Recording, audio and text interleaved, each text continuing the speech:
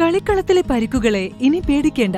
എല്ലാവിധ സ്പോർട്സ് ഇഞ്ചുറികൾക്കുമുള്ള സമഗ്ര പരിഹാരം ഇവിടെയുണ്ട്. ABC orthopaedic hospital, near Kairali theatre, Calicut road, Manjeri.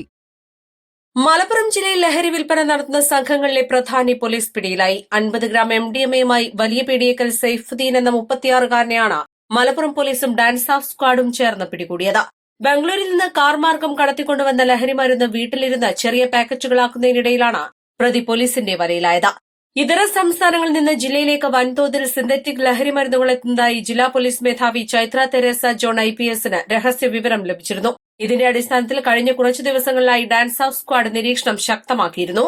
തുടർന്ന് കഴിഞ്ഞ ദിവസം രാത്രി വെള്ളില കോഴിപ്പറമ്പ് ഭാഗത്തെ വീട്ടിൽ പോലീസ് നടത്തിയ മിന്നൽ പരിശോധനയിലാണ് പ്രതി കുടുങ്ങിയത്.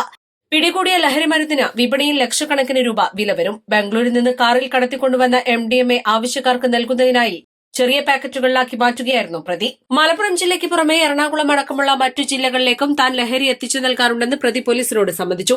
Perinthalmanna inspector Sumesh Sudhakaran, Malappuram SI AM Yasir, SI Anwar Sadiq, Sudheesh Perinthalmanna, Malappuram DANSAF squad എന്നിവരടങ്ങുന്ന സംഘം രാത്രിയിൽ വീട്ടിൽ നടത്തിയ പരിശോധനയിലാണ് പിടികൂടിയത്. East Live, Wandoor.